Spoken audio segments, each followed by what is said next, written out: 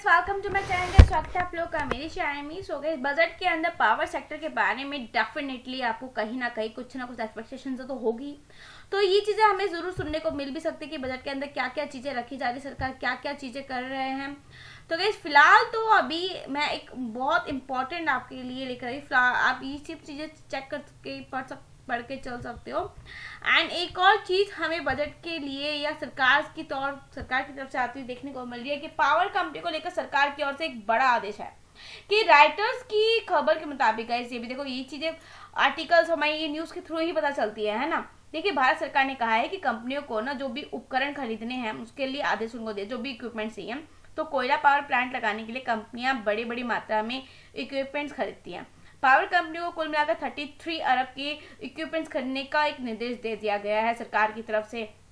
And इससे पहले new energy transmitter and platform Jackson green ने बुधवार को बताया था कि उसने 400 मेगावाट और जो बाकी एनर्जी की आपूर्ति को पूरा करने के लिए सरकार की तरफ से एक आप कह सकते हो एनएचपीसी के साथ एक समझौते पर साइन किए थे। ठीक है, कंपनी के बयान में ये भी कहा गया था कि जैक्सन ग्रीन ने एनएचपीसी के लिमिटेड के साथ अपना पहला बिजली मतलब इलेक्ट्रिसिटी खरीद समझौता किया था। ठीक है, आमतौर पर सरकार टेंडरिंग का समय कंपनियों के ऊपर ही छोड़ देती है। देखा जाता है कि मोस्टली टेंडरिंग का जो टाइमिंग पीरियड होता है वो कंपनी के ऊपर छोड़ दिया जाता है। एंड पिछले महीने की शुरुआत में ही प्रधानमंत्री नरेंद्र मोदी की फेडरल कैबिनेट के गठन की वजह से ही जो बिजली मंत्री है ना मनोहर लाल, उनके अध्यक्ष जो है, उनके एक बैठक में नए कोल पर चलने वाले प्लांट्स के लिए टूल्स के ऑर्डर में तेजी लाने के लिए चर्चा की गई थी कि जो कोल्स पे पावर सेक्टर के प्लांट्स चलते हैं तो उसके ऊपर कहीं ना कहीं एक इक्विपमेंट जो जरूरत होती है उसके ऊपर कुछ ना कुछ आप चर्चा करें, उस पर आप कुछ ना कुछ अमेंडमेंट करें।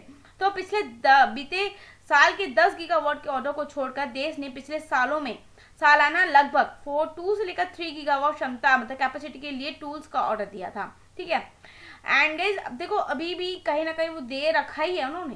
भारत नए कोयला पे जो प्लांट जोड़ने की जल्दी है ना, जो कोल पे प्लांट डिपेंडेड है, आप ये कह सकते हो, ये गैस सौर घंटों में मौजूदा बेड़े के साथ हाई बिजली की मांग को पूरा करने में सक्षम नहीं है।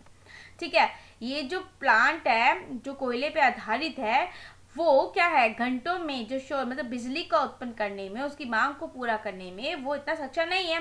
एंड महामारी के बाद से देश की पावर की मांग ने प्रमुख इकोनॉमिक में सबसे तेज आप ये कह सकते हो कि इकोनॉमिक डेवलपमेंट दर रेट और हीट वेव की बढ़ती घटनाओं के कारण रिकॉर्ड बनाए रखा है।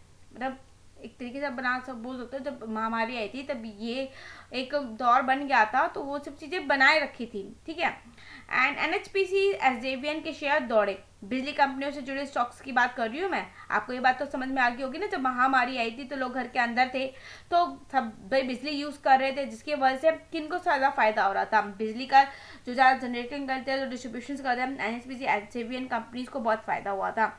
सो गाइज, मैं ये कह सकती हूँ कि आपको कल के दिन स्टॉक्स में बहुत अच्छी तेजी देखने को मिली। मतलब एनएचपीसी में अगर एसजेवीएन की बात की जाए तो उसके अंदर 4% की, एनएचपीसी में बात की जाए तो 2% तक की अच्छी खासी तेजी देखने को मिली। तो पता है, सुनने में ये भी आ रहा है कि जो टेक्निकल रिसर्च की वाइस प्रेसिडेंट जो है ना प्रभुदास लीलाधर में, एंड टेक्निकल रिसर्च की जो वाइस प्रेसिडेंट है वैशाली पारेख ने एसजेवीएन में पॉजिटिव ग्रोथ का संकेत दिया। मतलब कहा गया है कि उसके अंदर अभी और इतना पोटेंशियल है कि वो इतना ऊपर जा सकता है। वहीं आपका एनएचपीसी स्टॉक्स भी काफी अच्छा परफॉर्मेंस करके दिखा सकता है।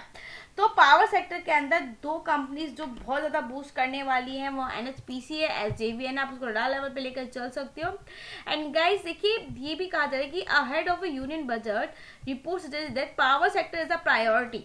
मतलब गवर्नमेंट के लिए पावर सेक्टर एक प्रायोरिटी बेस पे हो गया है। एंड 500 गीगावाट का एक रिन्यूएबल 2030 तक का टारगेट रखा हुआ है और 2032 तक कम से कम 85 गीगावाट थर्मल पावर का रखा गया है। ठीक है, आप ये देखते हो 54% तक जनरेटेड कर सकते हैं थर्मल सोर्सेज को।